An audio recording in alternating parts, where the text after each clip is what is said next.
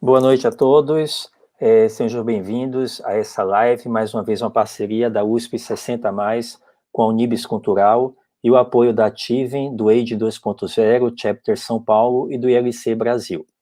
O tema da live de hoje será saúde mental em tempos de pandemia, impactos e possíveis soluções. E para isso eu convido a doutora professora Flávia Ismael Pinto. Antes disso, vou fazer uma breve introdução. A pandemia da Covid faz parte da nossa realidade desde março de 2020. Estamos sofrendo impactos na nossa saúde física, mental e social. Alguns grupos, por suas particularidades como os idosos, podem ser mais afetados do que outros. Alguns atores dividem as consequências da Covid em 4 grandes ondas. E dessas ondas, a quarta onda seria os impactos psiquiátricos e psicológicos determinados pela Covid-19. Estudos recentes mostram que cerca de 20 a 70% das pessoas infectadas pela Covid, com diagnóstico de Covid, apresentaram consequências na sua saúde mental, como ansiedade, depressão, transtornos psicóticos, abuso de drogas e até mesmo aumento nas taxas de suicídio.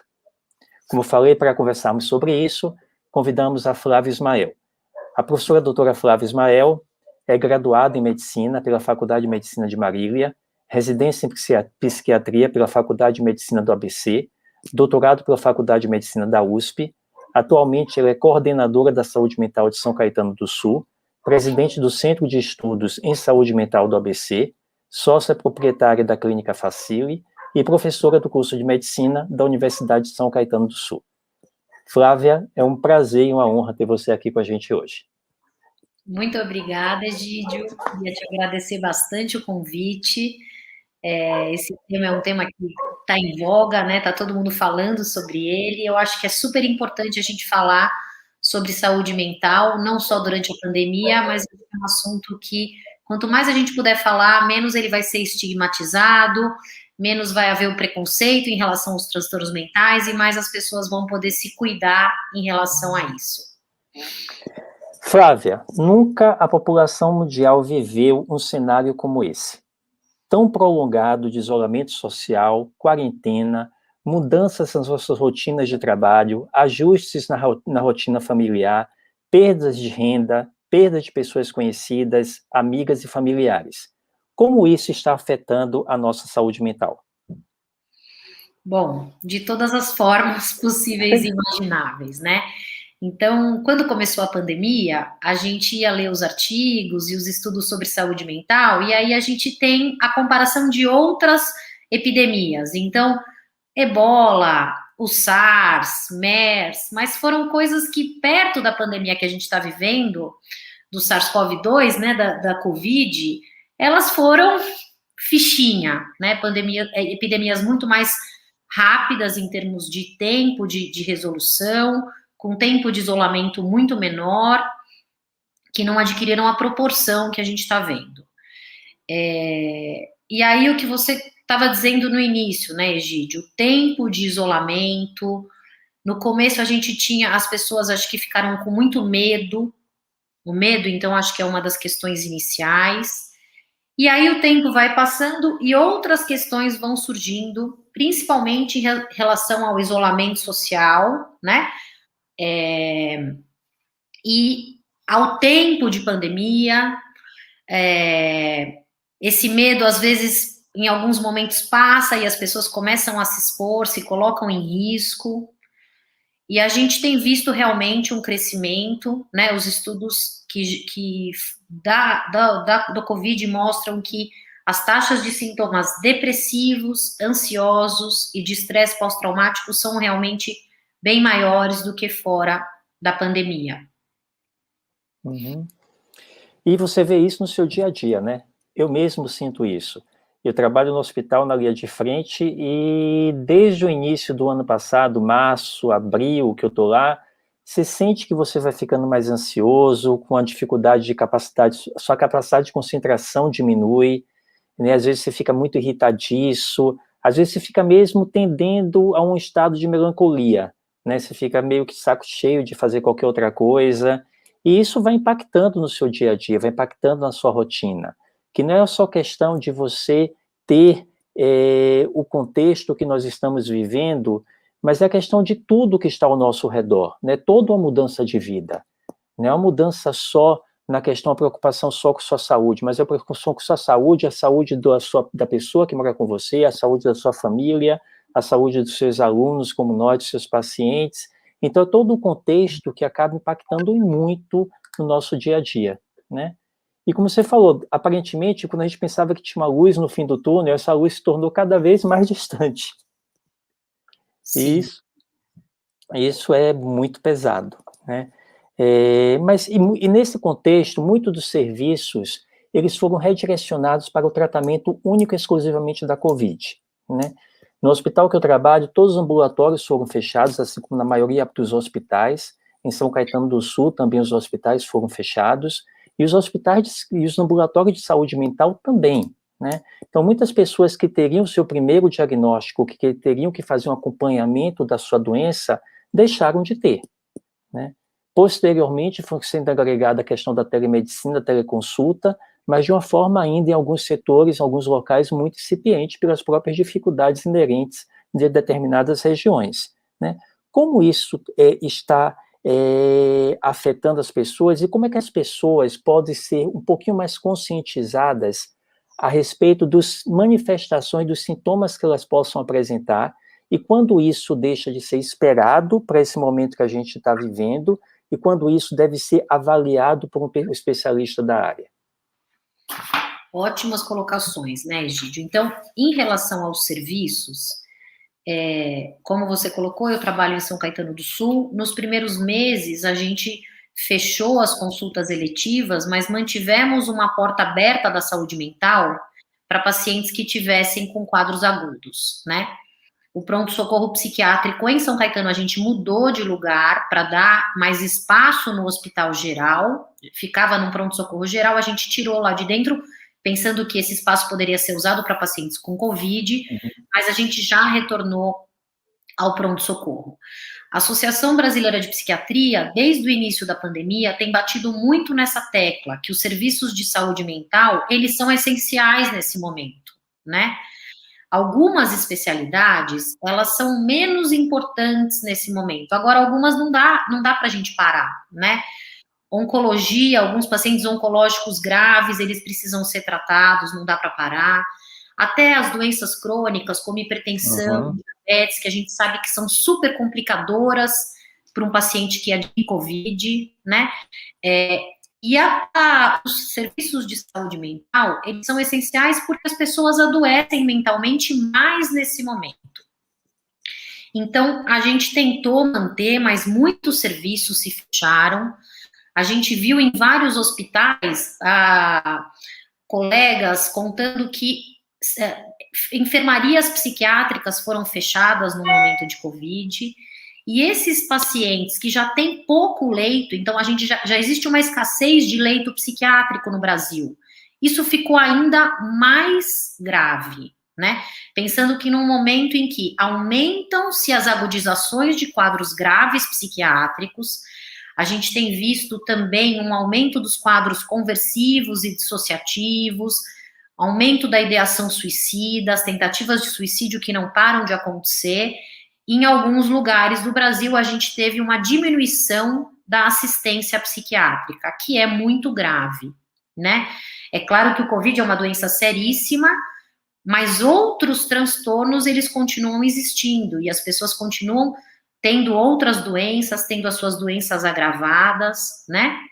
Então, no início da pandemia, houve uma questão das receitas de psicotrópicos terem uma validade maior. Então, normalmente, uma receita de psicotrópico, ela só tem a validade de 1 mês. E se o psiquiatra coloca 30 comprimidos, o paciente só consegue comprar aqueles 30 comprimidos.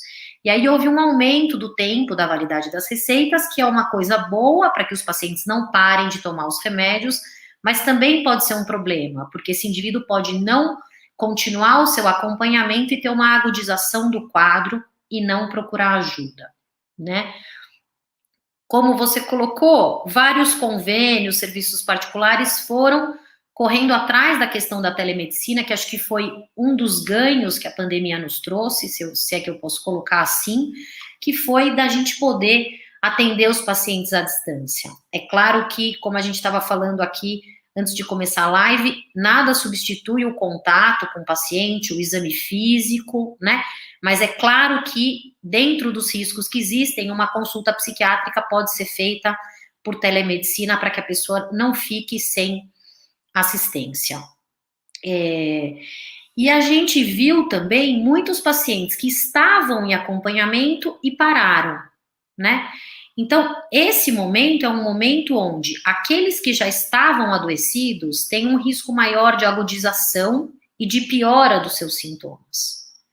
E a gente tem uma outra população que não tinha nada e que adoeceu, né? Os transtornos psiquiátricos, eles sempre têm uma questão genética envolvida que confere àquele indivíduo uma vulnerabilidade maior ao adoecer, né?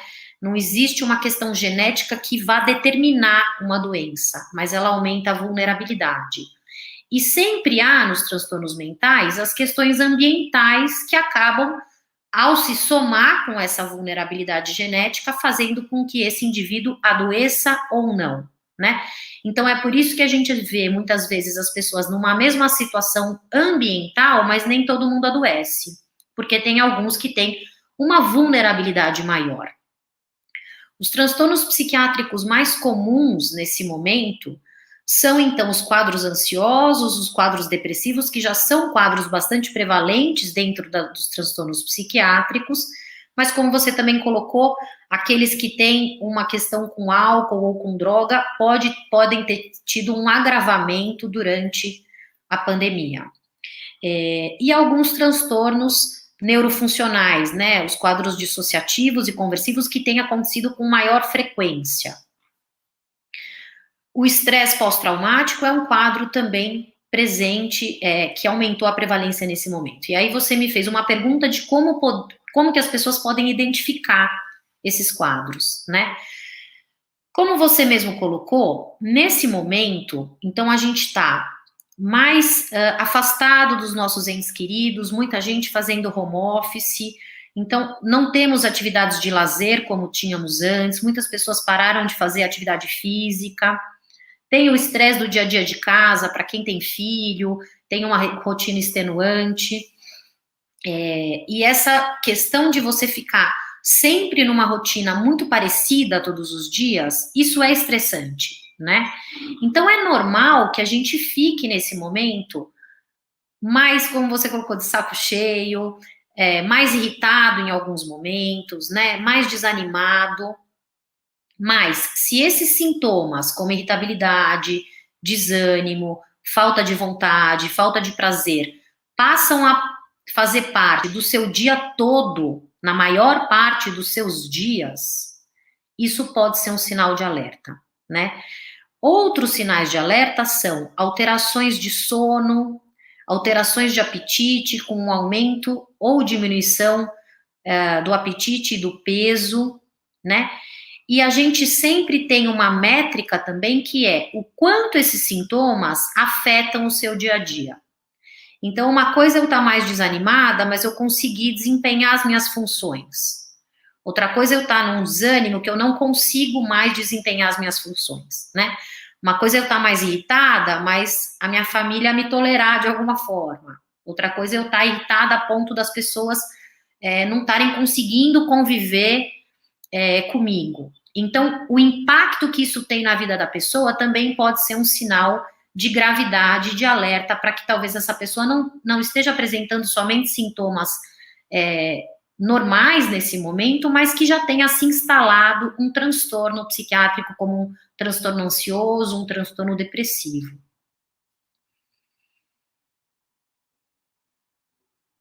Você está sem o microfone. É que eu acho que isso é muito importante para a gente conseguir orientar as pessoas, que muitas vezes as pessoas não conseguem perceber essa diferença, e acaba que ela persiste numa situação que se cronifica e que pode gerar consequências mais drásticas para ela, né, e para as pessoas que estão também ao seu redor, mas sobretudo para ela, né? E aí você falou de algumas medidas que a gente pode adotar, e algumas medidas que colaboram para esse aumento desse risco, dessas consequências psiquiátricas. Uma delas você falou que é seguir sempre aquela mesma rotina, né? Obviamente que em algumas situações a gente não consegue mudar. Então você tem que ter uma rotina. Se é mãe, você tem que ter uma rotina de cuidar da sua filha, né? Cuidar do seu trabalho, cuidar da sua casa, etc. Mas tem alguns dados que mostram que determinadas atividades obviamente não medicamentosas, poderiam colaborar na prevenção, inclusive no tratamento de algumas formas mais leves, como é a questão da prática regular de atividade física, da meditação, de você ter uma dieta mais saudável, hábitos de vida, né, saudáveis como um todo. O que você acha disso? Existe realmente esse impacto? Isso é realmente importante a gente adotar no nosso dia a dia? O que é que você sugere? Sem dúvida, Egídio. Essas medidas, elas são importantíssimas para a gente tentar manter a nossa saúde mental. É claro que, uma vez um transtorno depressivo, ansioso instalado, esse indivíduo vai precisar procurar ajuda e ele vai precisar fazer uso de medicação. Mas quando são sintomas ou um quadro leve, né, sintomas esparsos ou um quadro leve, é importante que a gente possa tomar alguns cuidados para que isso melhore. Uma das orientações é você evitar passar o dia todo vendo notícia, né? É claro que é importante que a gente possa se informar, saiba do que está acontecendo, não dá para ficar alienado nesse momento, mas consumir informação sem parar pode ser prejudicial para a nossa saúde mental. Isso gera ansiedade, gera medo, né? Uma outra questão é tomar cuidado com as fake news. Os estudos mostram que as fake news pioram o nosso estado mental.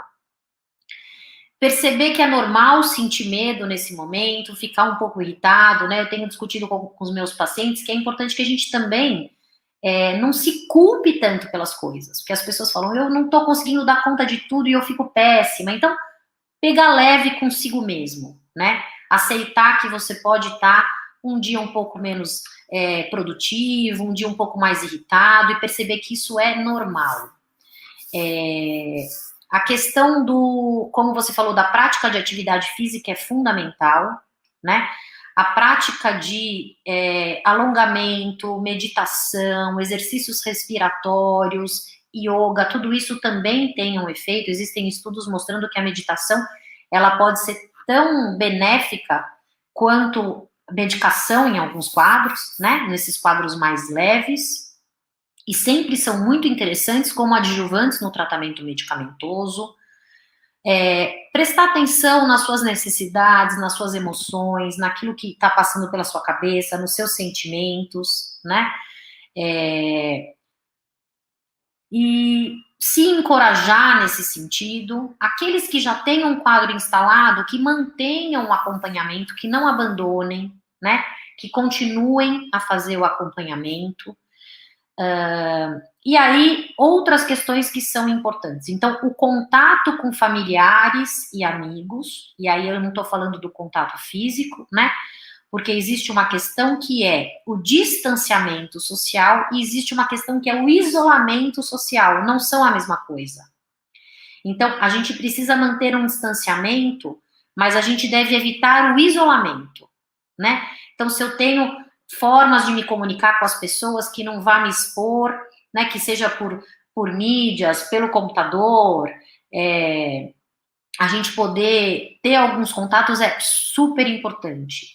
Os estudos mostram que a atividade religiosa também pode ser protetor para aqueles que têm essa prática. É claro que não é ir ao local, né, mas é fazer de alguma forma as suas orações. Cada um tem a sua religião e isso independe, mas os grupos religiosos também têm se organizado para fazer movimentos também online, missa online, o culto online. Isso é super importante, porque além de trazer uma questão para aquele que acredita numa fé, né, isso acalma, você tem contato novamente com aqueles seus colegas, com as pessoas que você gosta, que você tem afinidade, então isso é importante.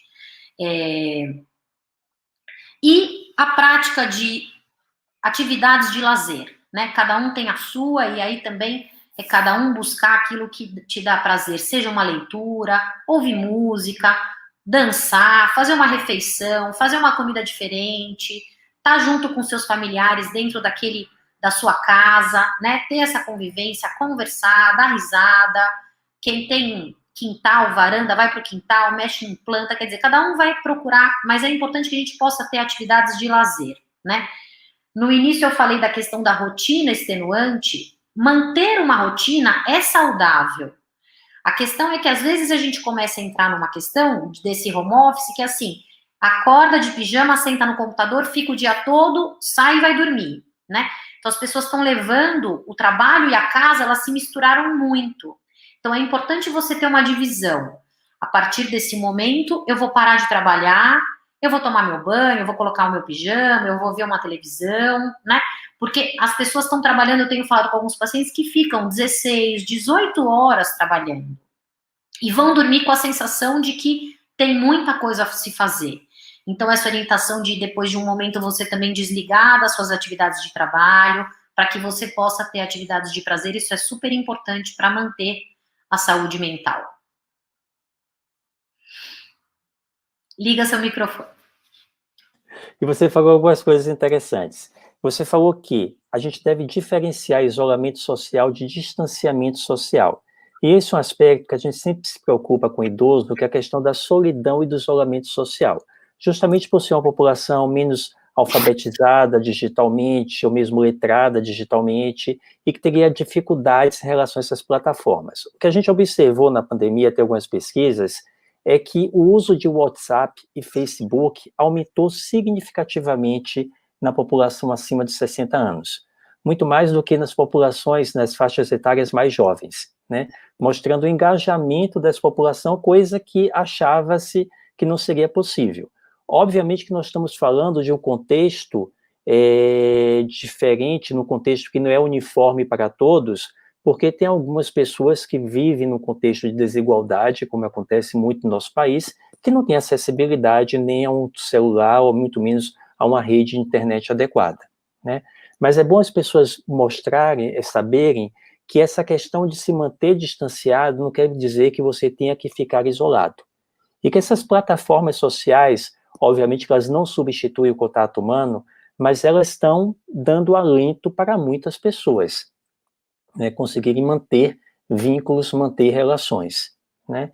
E aí você falou um aspecto também importante, a gente conseguir, através dessa pandemia, valorizar os nossos atos, os nossos hábitos do dia a dia, que a gente antigamente não valorizava, né? É uma refeição com a sua família, é o fato de você preparar uma receita nova, ou adquirir um hábito que você tenha deixado de ler um livro, né? Então, isso dá também um suporte emocional e faz com que você resgate atividades que você deixou de valorizar de uma forma tal que hoje se tornou possível, né? Então, nós temos uma série de atividades que a gente pode fazer para tentar preencher, né, esse momento em que a gente está vivendo, né? E aí tem uma pergunta de uma espectadora. Ela falou que muitas pessoas, quando tem um ponto negativo em relação a um determinado acontecimento, e aí no caso a pandemia, acaba encarando aquilo como algo momentâneo. Outros acabam fazendo com que aquilo se torne muito mais persistente e sofrem de uma forma muito mais prolongada, né? E aí eu lembrei, não sei se você acredita ou não, daquele conceito da psicologia positiva, né? De você ter um copo pela metade, você vê que ainda tem metade da água, não que metade já foi bebida, ainda tem mais metade, né? E isso realmente acontece? Você tem percebido isso na sua prática?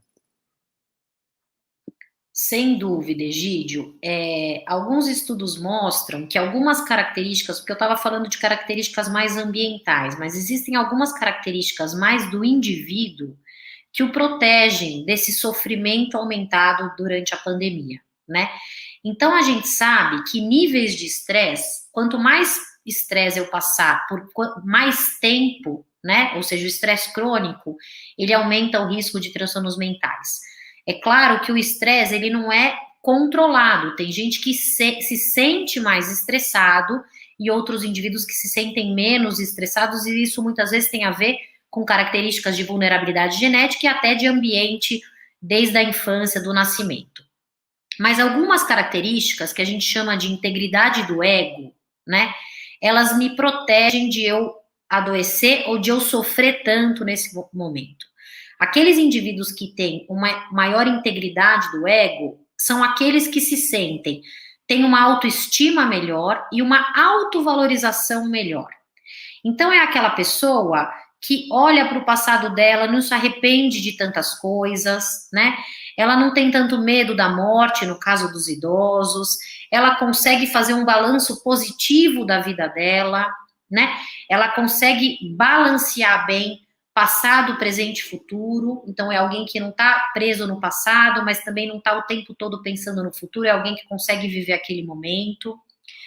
Aqueles indivíduos que têm uma autoconfiança maior, né? Esses conseguem ter um controle maior do estresse, que eu acho que é isso que essa pessoa tá perguntando, né? E são características mais individuais. É claro que elas também podem ser treinadas, né? Então, a psicoterapia, existem várias técnicas de psicoterapia onde a gente vai tentando desenvolver essas questões de adaptação mesmo do ser humano. Esses indivíduos que têm essas características, eles são mais adaptáveis, né? Então, existem algumas formas da gente tentar reduzir o aspecto negativo do estresse. E aí é tentar lidar, né? Existem técnicas para a gente poder lidar melhor com problemas e lidar melhor com os nossos sentimentos. E aí entra a questão da psicoterapia, que muitas vezes é importante e pode ser uma forma de ajuda para essas pessoas que têm um sofrimento maior nesse momento, né? Conversar com um profissional. Psicoterapia é uma coisa que está amplamente usada de forma digital. Praticamente todos os psicólogos que eu conheço estão atendendo de forma online, né? Uma coisa que está funcionando bem, é bacana. Então, é uma forma de você tentar diminuir. Para aqueles que pegam o problema que realmente existe, ninguém está negando, e fazem disso, né, quer dizer, parece que aumenta ainda mais o problema, essas medidas de não ficar consumindo tanta informação também pode ser importante para esses indivíduos, né? Desliga a televisão, vai ver, eu ainda brinco, né? Vai ver um filme bem bobo, uma coisa bem que não tem nada a ver, vai ler um livro bem água com açúcar, porque isso pode ser uma forma de você aliviar essa tensão, né? Ficar só ouvindo o dia todo, morreram mais tantos, mais uma nova cepa, e não sei o que, os hospitais lotados. É claro que um pouco de informação é importante para a gente também não achar que, né, é tudo, não dá uma de terraplanista nesse momento.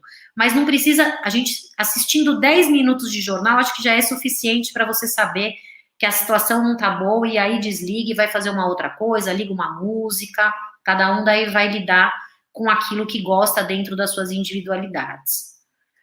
Ótimo. E você falou algo no início. Óbvio que nós estamos todos cansados dessa pandemia, né? Eu falei no início em relação às consequências, a quarta onda das consequências, mas do ponto de vista de infecção, nós estamos vivendo provavelmente nossa segunda onda, apesar de nós nunca termos saído efetivamente de uma onda, porque nós nunca conseguimos zerar os casos de Covid, né? Mas estamos, assim, vivendo a segunda onda, no auge dessa segunda onda. E aí, no momento que a gente Esperamos que seja o auge, né, Egito? Esperamos que seja o auge. Eu, sinceramente, espero muito. E aí, no momento que a gente está nesse auge dessa segunda onda, em que a gente está vendo recordes históricos de números diários de pessoas infectadas, obviamente muito subestimado, recorde diário de pessoas morrendo, nós, ao mesmo tempo, vemos as pessoas, né, tomando cada vez menos cuidados. Então, quando a gente vê a taxa de quarentena, está em números mínimos, né? Nunca teve tão baixo. Quando a gente sai à rua, você percebe até irritado quando observa uma pessoa andando sem máscara, ou em grupo sem máscara. Ou quando você mesmo falou, você pega uma notícia de noticiário e você vê uma festa clandestina com 300 pessoas, com 500 pessoas. E aí passa pela cabeça, pelo menos pela minha cabeça, o que é que está acontecendo com as pessoas, né? Será que é um negacionismo muito grande? Será que é simplesmente cansaço? Será que é a falta de informação? Será que é a falta de empatia e solidariedade? O que está acontecendo com as pessoas? O que você acha, do ponto de vista, você como estudiosa de saúde mental, o que acontece com a população como um todo?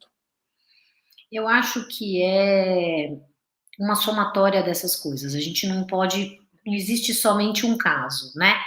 Então eu acho que existe uma questão de negacionismo, algumas pessoas negam e acham que pode ser tudo uma um grande exagero, né? A gente tem visto nessa pandemia, infelizmente, uma questão que não é só na pandemia, isso já vem de antes, uma polarização, né? Então, se a pessoa está tomando essa medida é porque ela é a favor do governador tal, se é essa medida é porque ela é a favor de não sei quem. E as pessoas têm uma dificuldade de se unir e de perceber que é para um bem maior, né? Independente de partido, de ideologia. Mas existe um fenômeno, Egídio, que até tem uma expressão que todo mundo usa agora, né? Tem hora que as pessoas começam, é um grau de estresse tão grande, né? As pessoas estão tão cansadas daquilo que uma hora algumas pessoas não conseguem mais lidar e elas falam, quer saber? Eu vou apertar aquele botão que começa com F, né? E aí, isso acontece em outras situações, situações de guerra, situações chega um momento que você fala, quer saber? Eu vou correr o risco. A pessoa não consegue mais lidar com essa situação. Por isso que é tão importante a gente poder olhar para a gente e ir se percebendo. Né? Eu estou muito estressada, então eu preciso fazer alguma coisa. Então, é o que eu tenho falado para os meus pacientes. É claro que ficar em casa é fundamental, mas existem pessoas que são meus pacientes ou que eu conheço que estão desde o início da pandemia que não saíram 5 vezes de casa, nem para ir até o portão, né? Então, é claro que o ideal é que você fique em casa, mas se você não está mais aguentando, de repente dá uma volta no quarteirão de máscara, sem contato com ninguém, você não vai num lugar fechado, né? Isso pode ser uma forma de você lidar naquele momento para que você não aperte o botão, né? Tenho visto também algumas pessoas que, bom, então tá na pandemia, exames clínicos alterados e não foi atrás de um médico porque está num momento de pandemia, né? Deu uma alteração num exame 1 ano atrás, um exame endocrinológico, eu não fui atrás. Também não dá para a gente fazer isso. É claro que o isolamento, o distanciamento, ele é fundamental, mas algumas questões elas continuam sendo importantes também, né? Então, eu acho que é você ir de alguma forma pesando. Se você perceber que que tá muito difícil de aguentar, é você tentar lidar disso, dar uma afrouxada em algum momento para que depois você volte para sua casa e fique isolado, né? Se precisa, se não, tem uma hora que as pessoas piram, literalmente, né? E aí falam, quer saber? Eu não quero mais saber de nada. A questão da empatia, ela também é importante, né? E quando a gente vê, como você falou, a questão das festas clandestinas e etc., muitas vezes são pessoas mais jovens. A adolescência é uma fase onde é difícil para o indivíduo, né? A gente está falando de um momento de mais de 1 ano numa situação. Para nós, adultos, para os idosos, 1 ano é ok, nós já tivemos aí vários anos, né? Para um adolescente, 1 ano é inconcebível dele pensar em ficar 1 ano em casa, porque a vivência do tempo dele é diferente, né? Então ele acaba, e realmente é muito mais difícil, a energia que eles têm, a questão, então eu vou perder uma festa, por isso que é super importante a conversa em casa, o diálogo, né? Para aqueles que estão com dificuldade com seus filhos em casa, é mostrar um pouco de dado de realidade, né? Porque esses são muitos que não consomem nada de informação, muitas vezes. Então, é discutir um pouco, é trazer a questão da empatia, é levar essa questão, bom, você está saindo, mas o seu avô mora aqui com a gente, ou o seu pai já é mais idoso, você está colocando essas pessoas em risco, né? O diálogo é fundamental para que a gente possa evitar esse tipo de situação. E isso é muito importante, porque muitas vezes, se você não tem um diálogo importante, você acaba criando um conflito intergeracional muito grande, né? Que aquela pessoa que é mais jovem acha que ela está sendo podada desse relacionamento social, dessa vida social, justamente em detrimento daquela mais velha, né? E hoje em dia ela tem que saber que nessa segunda fase da Covid, muitos pacientes jovens são acometidos, né? Se você pega o percentual de pacientes que estão internados em unidade de terapia intensiva, pelo menos 30, 40%, ou em algumas unidades até 50%, se constitui de pessoas de 30 a 50 anos de idade. Ou seja, mudou muito o perfil. Então, aquilo de você ser jovem, então, naturalmente, você estaria protegido de uma forma mais grave da infecção, hoje em dia não é mais o real, né? Então, esse contexto que você falou da informação tem que ser passada, né? Porque não é só uma proteção para o outro, é uma proteção também possível para ele. Exatamente. E aí tem o oposto, né? Que você falou que muitas pessoas vão ficar com medo de sair de casa, que é aquela síndrome da cabana, né? Você fica tão aterrorizado que vai chegar um momento que a coisa, esperamos, libere, e aí você vai ter medo de sair da sua casa, porque você nunca mais vai se sentir tão protegido, né? Você tem pego Isso. pacientes assim que tem com esse medo de ter mais um vínculo social de sair de casa, mesmo estando dentro de um contexto de proteção? Eu faço uma brincadeira que é o seguinte, né? Se você tá super confortável nessa situação, tem alguma coisa errada, né? Não é para estar super gostoso, não é para estar ótimo, não, tá tudo bem comigo, eu não saio faz um ano, mas tá tudo certo, né? Então, para alguns indivíduos mais fóbicos, mais ansiosos, para aqueles que têm uma dificuldade maior de interação social, o isolamento, e aí é isolamento mesmo, não estamos nem falando do distanciamento, ele pode ser um pouco confortável, mas existe esse risco, porque esperamos, né? A esperança é a última que morre, mas a gente espera que em breve a gente possa voltar.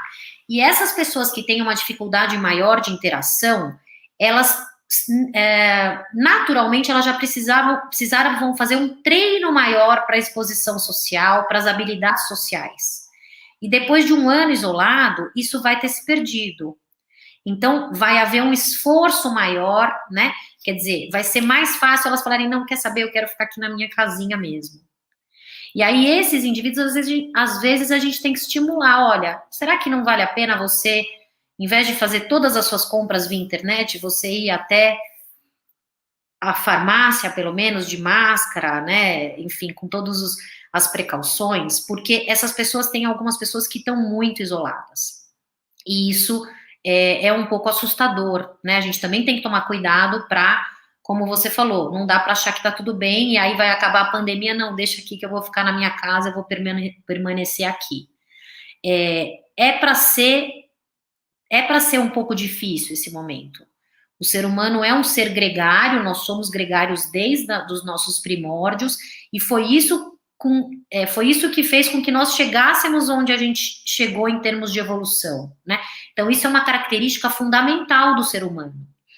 No começo da pandemia, eu ficava pensando, gente, se a gente perder isso, nós vamos virar uma outra coisa, né? O que nós vamos nos tornar? Então, isso é uma característica nossa, a gente vive em bando, a gente não vive isolado, né? Então, é importante que a gente permaneça dessa forma, não nesse momento como era, mas que a gente permaneça com essa característica que é uma das nossas bases, né?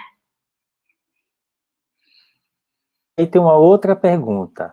A pessoa está falando que a gente está tocando muito no aspecto individual, mas essa pandemia, às vezes, ela afeta o contexto familiar como um todo. E nós sempre temos aquela ideia de uma família que é uma família funcional, que um apoia o outro, um ajuda o outro, cada um tem seu papel, mas justamente quando uma pessoa perde aquele papel, isso pode afetar toda a família em conjunto. Sim. Para um problema familiar como esse, como é que a gente pode auxiliar? Quais são as dicas que você pode dar para que não ocorra essa desagregação familiar e que o momento da pandemia seja encarado justamente como oposto, um momento de união familiar? É claro que ficar todo mundo junto tem o lado bom e tem o lado ruim, né? As pessoas, os conflitos familiares aumentam, a intolerância de uma pessoa com a outra aumenta. A gente teve aumentos dos casos de violência doméstica, né, Egídio? Infelizmente, contra a mulher, contra crianças, altas taxas de abuso. Então, é uma coisa que a gente precisa estar atento, Alguns serviços se organizaram para tentar receber essas pessoas de alguma forma, que seja pelas denúncias. As crianças não estão indo para a escola e às vezes elas estão mais expostas dentro do ambiente familiar, infelizmente, né? A escola acaba sendo um lugar, muitas vezes, de salvamento para essa criança. Muitas vezes é na escola que ela consegue pedir ajuda sobre alguma coisa que ela está vivenciando na casa dela. E isso tem acontecido, é bastante difícil de lidar, mas existem canais que as pessoas podem procurar em termos de ajuda quando chega a um extremo de violência, de agressão. E os serviços psiquiátricos, os serviços de saúde mental, normalmente oferecem ajuda para os familiares também, né? Então, é como quando você tem um idoso na casa que depende de muita ajuda, a gente tem que cuidar do cuidador. Dependendo do transtorno mental, a família também vai precisar de ajuda, né? Quando um adolescente adoece do ponto de vista psíquico, a gente dá suporte para as famílias. Então, acho que uma das formas é procurar ajuda e aconselhamento familiar, né?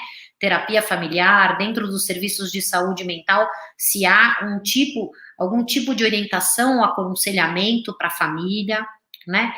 Uma coisa que muitas vezes acontece é que tem um indivíduo que está adoentado na casa, todo mundo está vendo que ele não está bem, mas ele não acha. E aí ele não quer procurar ajuda, né? Então, muitas vezes, o que a gente faz é fortalecer essa família ou esse familiar para que ele consiga trazer esse indivíduo até o serviço, né? Ou, às vezes, em casos extremos, que aquele familiar possa se fortalecer até para poder chamar um serviço de emergência médica para que tire esse indivíduo de casa, para que leve para uma avaliação psiquiátrica, às vezes involuntária, né? Então, a gente só consegue fazer isso quando a gente fortalece essa família, porque para ninguém acha fácil, né? Nossa, a pessoa tá mal na minha casa, ela não aceita ajuda, tá muito doente, como é que eu vou fazer para tirar ela da minha casa de uma forma que ela não queira? Mas muitas vezes é a única forma que a gente encontra para ajudar aquele indivíduo naquele momento.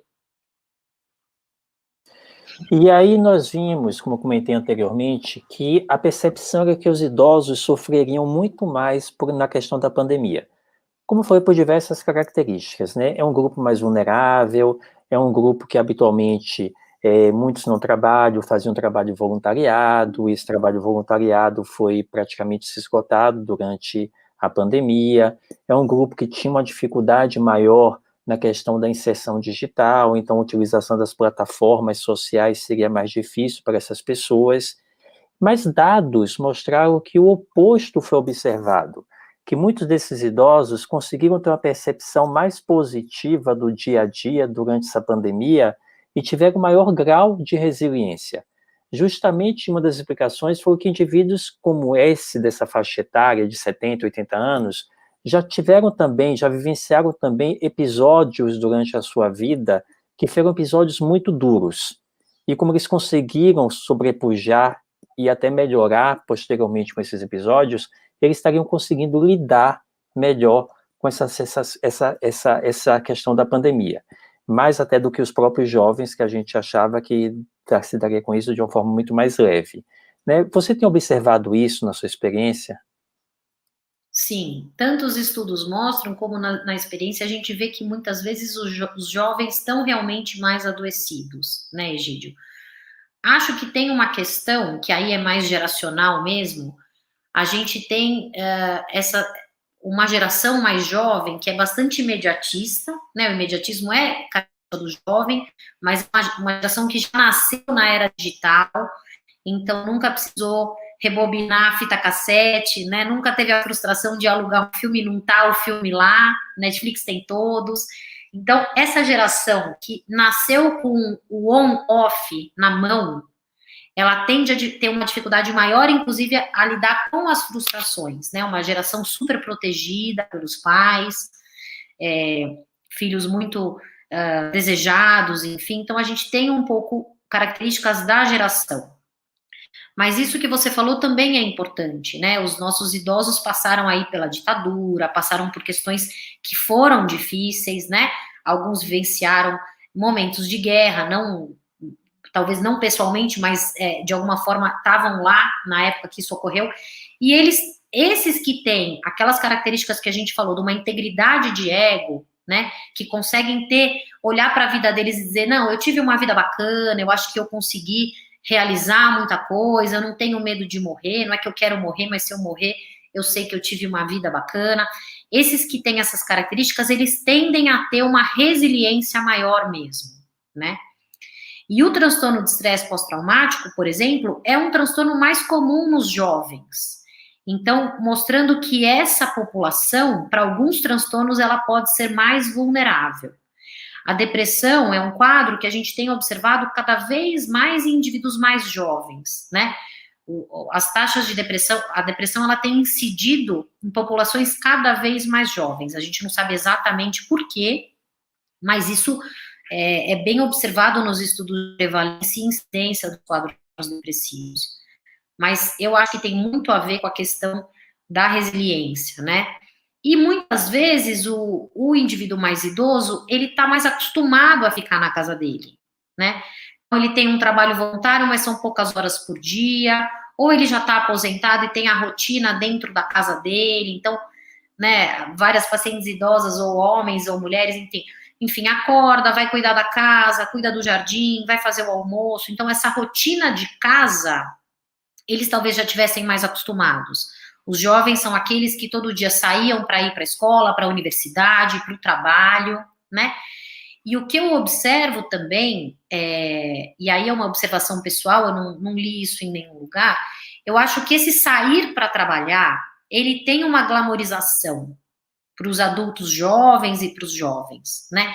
Então é o se arrumar, é o ir para empresa ou para grande corporação, que normalmente é um lugar bonito, tem lá maquininha de café, tem não sei o quê, é um prédio bacana, vai almoçar num lugar legal, na hora do almoço, você vê gente, e isso as pessoas pararam de ter.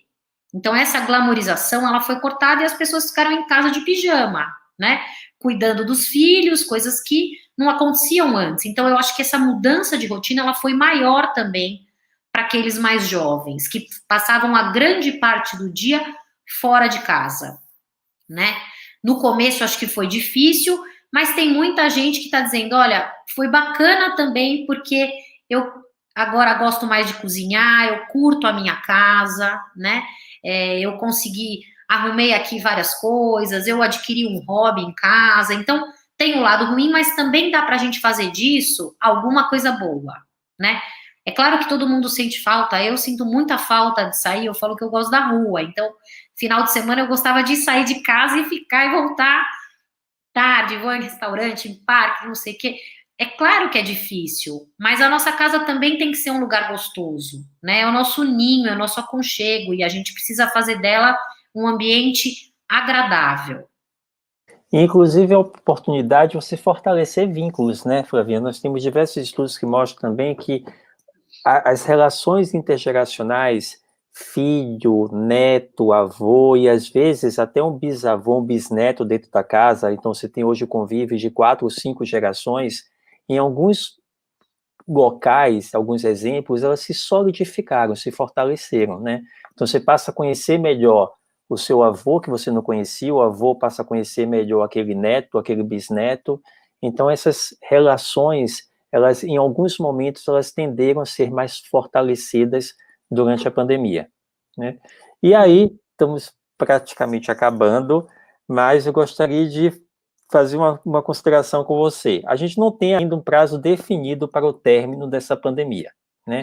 E várias vezes tem falado, o novo normal vai surgir, nós temos que nos adaptar a esse novo normal, e aí tem pessoas que descrevem esse novo normal de formas completamente diferentes, mas alguns hábitos que foram adquiridos durante a pandemia serão mantidos, né? Então, muito provavelmente, um certo grau de distanciamento das pessoas, uso de máscaras, evitar aglomerações, então aqueles shows que iam de milhares de pessoas, todo mundo cantando, reunido, muito provavelmente isso não acontecerá tão facilmente, né? O hábito de você restringir alguns momentos, ou ter uma segurança maior, critérios maior para você pegar um avião, pegar um transporte público, né? Tudo isso vai continuar e vai persistir durante algum tempo, né? E como você falou, nós somos seres segregários. Então, a nossa evolução baseou-se no momento que a gente deixou de ser um ser isolado e passamos a andar em grupos cada vez maiores, e isso nos protegeu de uma certa forma, de uma série de adversidades ambientais, mas também fez com que, de um certo momento, a pandemia conseguisse se alastrar e destruir, matar milhões de pessoas numa mesma metrópole, né? Mas nós somos seres que precisamos dos outros. Como é que você vê, na sua opinião, daqui para frente? O que será o futuro? Nós teremos essa tranquilidade que nós tínhamos antigamente de conhecer uma pessoa, abraçar e beijar essa pessoa, ou os nossos relacionamentos serão mais pautados por uma questão mais de manter um distanciamento ou uma relação mais virtual? E aí não a questão profissional, a questão de relacionamentos pessoais. Acho que essa pergunta é difícil. Eu acho que o contato físico, ele é muito benéfico para o ser humano, né? É difícil a gente pensar que isso pode ser que mude. Talvez mude, né? Para a nossa geração que já estava acostumada com essa coisa, talvez a gente vá sofrer mais do que os jovenzinhos, as crianças. Então, eu tenho uma filha de quase 4 anos que ela fica de máscara horas e horas, né? Quando tá indo para a escola, põe a máscara e fica, nem se incomoda, né? Já vai lá, passa o álcool gel na mão, chega em casa, mamãe, deixa eu ir lavar minha mão, e vai e lava certinho. Já tá adaptada a essa nova rotina. E eu acho que essa geração talvez vá ter esse distanciamento maior, né? É claro que é o que eu acho, quer dizer, nós precisamos desses contatos, talvez não seja esse contato físico, de abraço, de cumprimentar todo mundo, mas que isso possa se manter dentro das casas, né? Para o bebê, para a criança, isso é fundamental, esse contato físico mesmo da pele. Talvez a gente não vá fazer com tanta gente, então, no Brasil, pelo menos, é costume que você veja uma pessoa e beije, abraça, né? Outras culturas, você já não tem isso. Os europeus não são pessoas que ficam se abraçando dessa forma, né?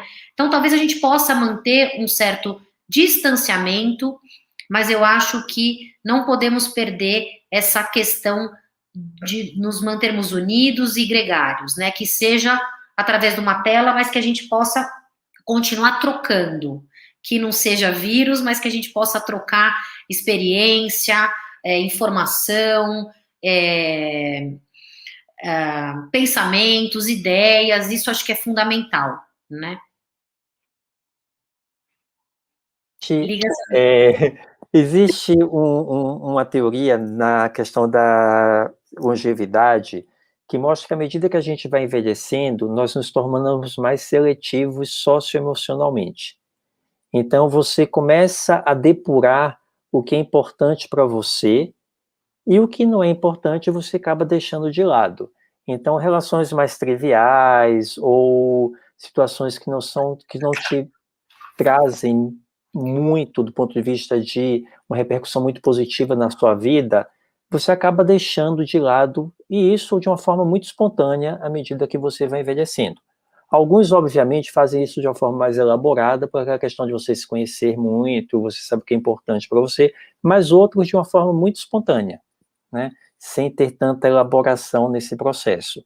Você acha que isso vai acontecer agora também, a partir desse momento da pandemia, com as faixas etárias mais jovens? Você acha que a pandemia vai determinar, de uma forma que a gente não, obviamente, nunca queremos isso, que nós sejamos mais seletivos socioemocionalmente, muito mais precocemente na nossa vida? Acho que é uma boa pergunta e talvez isso aconteça, né, Egídio? Existem vários estudos, inclusive de longevidade, de saúde e bem-estar, numa forma geral, que fala que é super importante que a gente tenha boas relações, né, Uhum. sociais. E isso não significa que eu preciso ter 30 amigos. Mas se eu tiver uma pessoa que eu sei que qualquer coisa que me acontecer, eu posso contar com ela, e é alguém que é próximo, 1, 2, 3 pessoas, isso é super importante, né? Então, você estava falando isso, eu estava lembrando do meu dia de hoje, né? Uma amiga minha que é de infância mesmo, de pequenininha, hoje me ligou e a gente conversou. A gente não conversa sempre, mas a gente é amiga há quase 40 anos. E acho que é um pouco isso, né? Quer dizer, alguém que eu não falo todo dia, que eu não encontro, que eu não abracei nenhuma vez durante a pandemia, mas que eu sei que se eu tiver alguma coisa importante, eu posso ligar para ela e falar: amiga, me dá uma ajuda, eu preciso de alguma coisa, né? Ou dizer: olha, não estou bem, vamos conversar. Então, essas relações, o fundamental para o humano é que a gente mantenha relações de qualidade, não de quantidade, né? Então, se a gente for mais seletivo, que a gente possa manter a qualidade das nossas relações. Muito bom. Eu também acredito muito nisso. O capital social é muito importante no momento que a gente envelhece, e aí não é questão de família, é questão de amigos mesmo. Sabe, aqueles amigos que você possa, como você comentou, contar nos seus momentos de dificuldade, que você não sinta nenhum problema ao ligar ou solicitar ajuda. É isso que nos faz não nos sentirmos sós, né? Não nos sentirmos sozinhos. Adorei o bate-papo. Eu acho que muitas pessoas estão mandando aqui que a conversa foi ótima, que eles adoraram. Então, muito obrigado, Flávia. Para mim foi um grande prazer ter você conosco hoje aqui. E se você quiser deixar sua mensagem final, sinta-se à vontade e eu agradeço muito. Obrigada, Egídio. Eu também queria agradecer. Gostei muito do bate-papo, né? Acho que fez bem para a minha saúde mental. É sempre bom a gente poder conversar e trocar ideia e trocar informações e, enfim, acho que foi muito bacana. E para quem quiser mais informação também, fica à vontade para me procurar nas mídias sociais, no Instagram. Tem o Instagram também da minha clínica, que é Clínica Fácil. A gente também coloca dicas lá de bem-estar, de saúde mental. E é isso.